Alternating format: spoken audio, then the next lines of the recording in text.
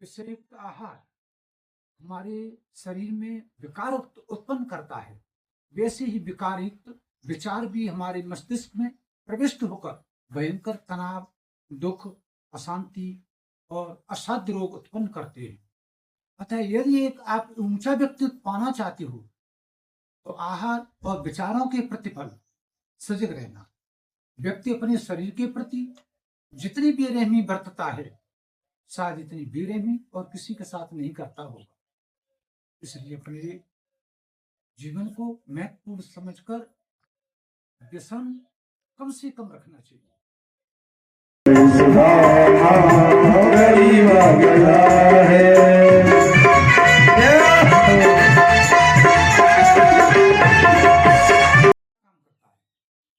शीशा हमारी आकृति को पूरा दिखाता है, हमारी पहचान शीशा कराता है।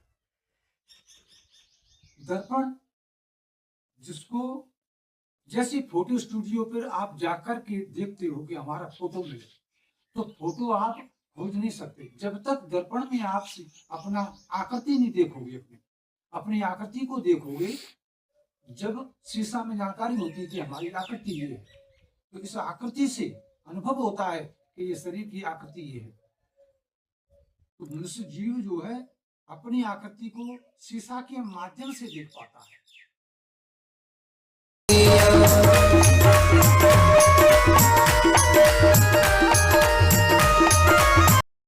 सत्संग किसे कहते हैं? कि जिसको करके असत्य या झूठ से छूटकर सत्य की प्राप्ति होती है, वही सत्संग है। तो जिसको करके जीव पापों में लिप्त हो जाता है, वही कुसंग है।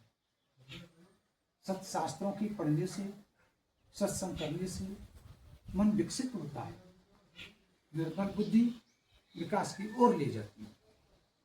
मनुष्य के निष्काम भाव से ये हुए कर्म अंतःकरण को शुद्ध करते हैं और शुद्ध हृदय में अपना मुख दिखता है। जैसे साफ शीशा में अपना चेहरा दिखता है, इसी प्रकार से शुद्ध हृदय में अपने स्वरूप का बोध होता है। तो जैसा इंसान होगा उसके आसपास की दुनिया वैसी बनेगी। विचारों को तुच्छ न समझे, विचारों को कभी छोटा नहीं समझना चाहिए। विचारों के आधार पर ही दुनिया चलती है। मन में पवित्र विचार होंगे तो कर्म भी उसी प्रकार से होंगे।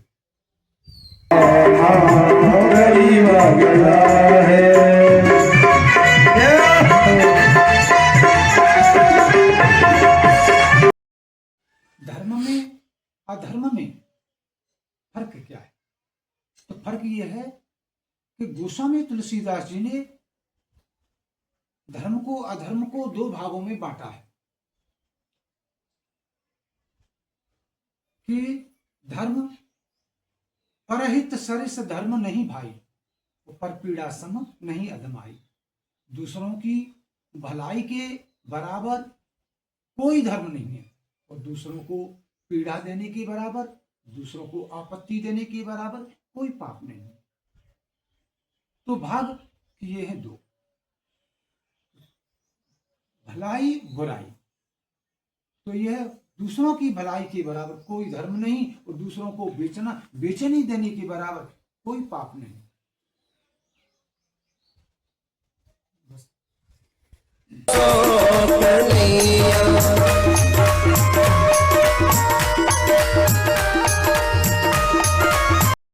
मनुष्य की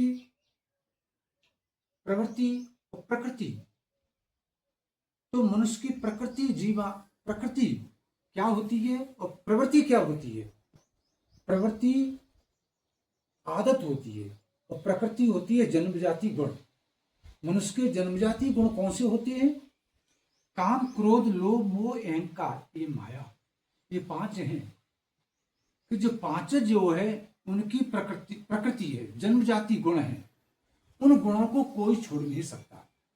हम उनसे कह सकते हैं कि हम त्याग देंगे, लेकिन जन्मजाति गुण हैं, उनको कोई त्याग नहीं सकता। काम, क्रोध, लोभ, मोह, अहंकार, ये हैं प्रकृति जन्मजाति गुण, ये कभी भी इनको छोड़ा नहीं जाता। और प्रवृत्ति हर जीव आत्मा की छूट जाती है, हर मनुष्य जीव की जो है छूट जाएगी। प्रवृत्ति क्या है?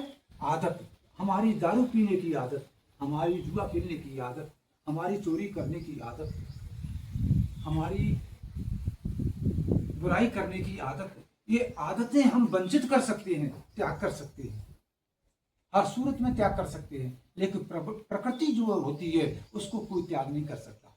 कह सकते हैं ये काम, ये वासना साथ आती है, और क्रोध भी साथ आता है, लोभ भी साथ आता है, मोह भी, अहंकार भी। प्रत्येक मनुष्य जीव के अंदर, प्रत्येक जीवात्मा के अंदर ये होता है, और प्रवृत्ति को हर कोई छोड़ सकता है। तो काम, क्रोध, लोभ, मोह, अहंकार, ये 5 है।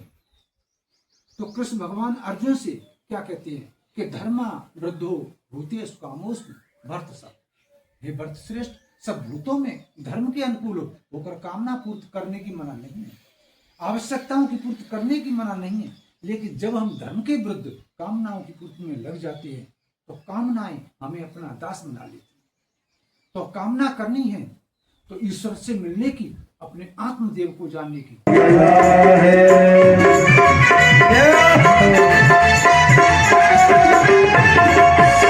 कामना करो। क्रोध करना है तो अपने दोषों पर क्रोध करो, और लोभ करना है परमपिता परमात्मा के ध्यान भजन का लोभ करो। मोह करना है तो अपनी आत्मा से करो कि हमारी शरीर से किसी भी व्यक्ति को बेचैनी हो जाए, आपत्ति ना आ जाए।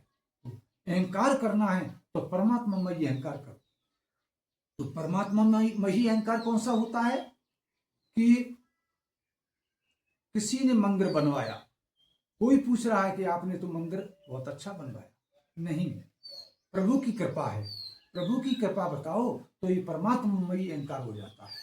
आपने तो खेत खरीद लिया, आपने तो, ये प्रभु की कृपा। तो परमात्मा की कृपा कहने पर ये परमात्मामयी अहंकार हो जाता है। तो मनुष्य को परमात्मामयी अहंकार करना चाहिए, तो जीवात्मा का उद्धार हो जाता है।